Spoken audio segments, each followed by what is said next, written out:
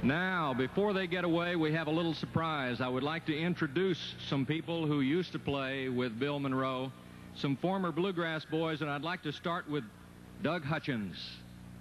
Doug, let's come up here. Get Mr. Monroe and bring him over here. Doug, you have a few things to say. Yes, sir. When I was a small boy back in Virginia, I had a dream, Bill. I dreamed to go and play with the man who created bluegrass music. And you helped me realize that dream, as you've helped many other people. And back in the spring, I got the idea that this year we ought to do something a little special for your birthday.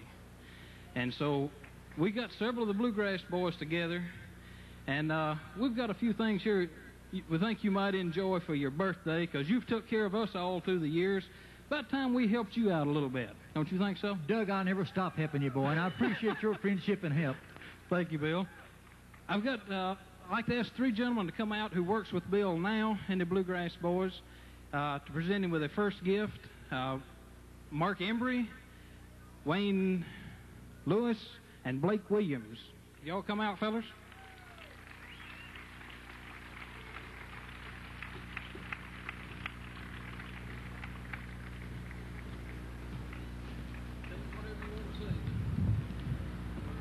Mine? This is yours. And this is from a whole bunch of the boys that have worked for you down through the years. I don't know, how many names did we have, Doug? 72. We had 72 names. What about that? 72. And we got a bunch of them together, and we kind of all sold When can I open this? Why don't you just tear into it right now? Can I tear into it now? Hold it for me here.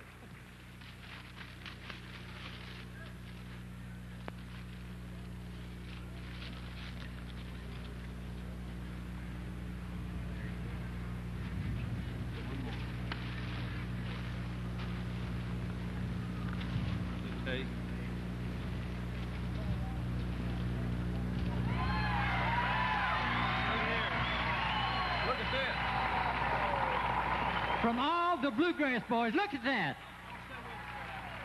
Don't you know that they had a lot of help in doing that? I believe that the Lord was right in there helping these boys get all that lined up. That is really wonderful, boys. And I will never forget a one of you that's ever worked for me. Thank you so much. Thank you, Mark. Thank you, Blake. Thank you, Mark. Doug, thank you for your friendship. And I want you to be my friend as long as I live. Oh, well, now, we're not through yet. Well, okay. We're not going to let you off this easy, Bill. We've got, as y'all know, the fiddle has been very important in bluegrass music all down through the years. And if it hadn't been for Uncle Penn Vandiver, bluegrass probably wouldn't be the way it is today. We've got four of the greatest fiddlers that ever stepped on stage with Bill to come out now. And I'll start with one of the first fellows that worked with him in the early 50s, cut Christmas Time's A-Comin', some tunes like that, Gordon Terry. Would Gordon come out? Oh, that is really something. Gordon Terry, you're breaking my heart, boy. Happy birthday, Bill. This is one of the finest bluegrass boys that ever worked for me right here, Gordon Terry. We got a gentleman coming out who cut numbers like Rawhide and Uncle Penn, Merle Red Taylor.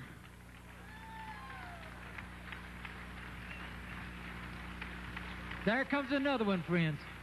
There comes one of the great bluegrass fiddlers of all times right there, Red Taylor. Red, it's so good to see you, man. I love you hard. I love you. It's so good to see you. It's good to see you, Bill. Uncle Penn and numbers like that you played, boy. Bless your heart. I love you to death. Thank you so much. Be my friend as long as I live, please. I will. Thank you so much. God bless you. Thank you.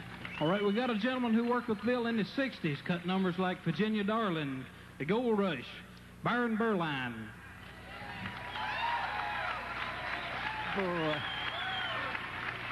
Oh, it's powerful, man. Byron Berline, thank you so much, man. Thank you, Bill. It's just good to see you. Good to see and you. to know that you was a bluegrass fiddler and one of the best. Thanks. Thank you so much, and be my friend as long as I live. You better believe it. Thank you so much. Thank you.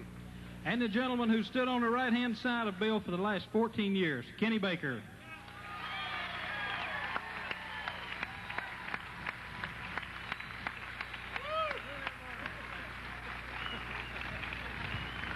Kenny Baker, this is the day, man. Yes, it is. This is the day. Thank you for staying with me all down through the years and helping me with the Bluegrass Boys and being my friend all the way. Don't never let me down. Let's stay together as long as we live. I never have. Thank you. Bill, we know how much that old mandolin means to you. Yes, sir. We've got something here that I think it might be a new home for the old mandolin. All right. Gordon will give it to you there. We got you something, Bill. All the Bluegrass boys, there's quite a few of them. Everybody pitched in a little bit of money and got you. Take this case to a higher court. Thank you so much. Thank you. Thank you. Undo that jewel. I want to see it myself. I was with Bill Monroe when he got a little upset with the Gibson mandolin, and look at that. Ain't that beautiful? That's where that mandolin deserves to be. Ha ha. Is that great?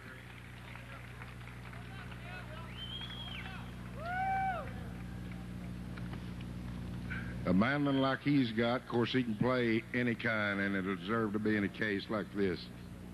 That is wonderful. That is wonderful right there. I sure appreciate that, boys. You've done me a wonderful favor right there. That old mandolin is getting old. But the man that's owned it down through the years is getting old, Gordon. You got another 50 years to go yet. Please pray for me. And that mandolin will go right in this, Doug. It will stay right there. Thank you so much for everything. From all the Bluegrass boys all down through the time. Thank you so much. Thank you. I'll never forget you fellas that stayed with me down through the years and helped me. Thank you for the case right there. We've got two more gentlemen we'd like to ask to come up, Bill. The first gentleman has been a friend of yours for many, many years. He came in straight from New Jersey today. The writer of Christmas Times Are Coming, Tex Logan. Tex Logan, you mean he's here? Tex Logan, boy.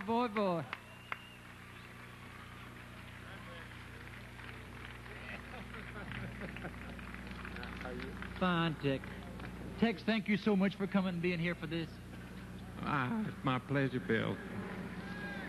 Christmas times are coming. He wrote that. Give him a hand, please. Come on. Christmas times are coming. How's your better half? Good. She was a little under the weather and couldn't make it, Bill, but let me take this opportunity to thank you for recording Christmas Times Are Coming. That was a pleasure, and it's been a great number for me. I've loved it. Christmas times are coming. Thank you for being here for this great day. Thank you, Bill. We got one other gentleman we'd like to ask to come out. He's got a small gift, just a small token of our appreciation of the many things you've done for us, Bill. One of the first gentlemen that you hired when the Monroe brothers went their separate musical direction, like in the late 1930s, Mr. Cleo Davis. Cleo Davis. Is he here? Cleo Davis. He was the first guitar man that ever worked for me. Cleo Davis, how are you getting along? He's from the state of Alabama, and he was my first guitar man. Great, Bill. Good, really good to see you, Cleo. Good to see you. You're looking Bill. good. And thank you for being here for this day. My pleasure. It's my pleasure, Bill. And you were the first guitar man. Right. Thank you so much. You do remember, don't you? Listen, Bill, I got just a thing or two I want to say here. September 11, 1982, Bill Monroe. The famous words that Bill used to say when he was introduced at the Grand Ole Opry about 43, 44 years ago. Thank you, Judge. The Bluegrass boys are proud to be here. Well, I'm going to turn a page over. I'm going to say thank you, Bill. The Bluegrass boys are proud to be here today. Thank you much. Excuse me. Happy birthday. Thank you so much. Yes, thank sir. You. Thank Happy birthday. Bill, that is a birthday book there. We probably could get in the Guinness World Book of Records with the biggest birthday card there. There's 72 pages from gentlemen who's worked with you all down through the years. That's right there. Fine. That's really Every wonderful. one of them has wrote you a note there. Thank you. Thank you so much. There are there's four groups of people that we need to thank here. The gentleman that made your hat out in Eagle, Idaho, Mr. Randy Priest. Yes, He I know made him. that hat specially for you. Yes, I know that gentleman. He's a fine man. And we had a gentleman up in Washington, D.C. who made the case, John Paganoni. Had a gentleman right here in Louisville, Kentucky to do the leather work, and put your name on it, Nick Boone, over at the Leatherhead on Bardstown Road. Doug, you've had a lot of help all over the world. Yes, sir.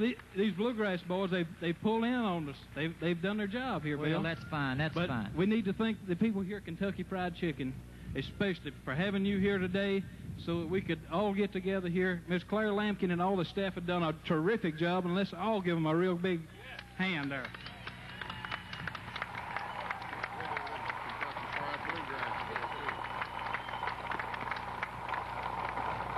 They asked me if everybody would stay up here just a moment for some pictures and things. But, Bill, I hope you have a wonderful birthday, and I hope you have 71 more of them. Well, Doug, I'm looking forward for Monday. And I've come through a lot of sickness in the last 18 months. But my health is back, and I just want to enjoy some more life. I want to see Mother Nature. I want to see the sunshine. I want to see all of my fans and my friends all over the world and all the Bluegrass people that's worked for me. Thank you.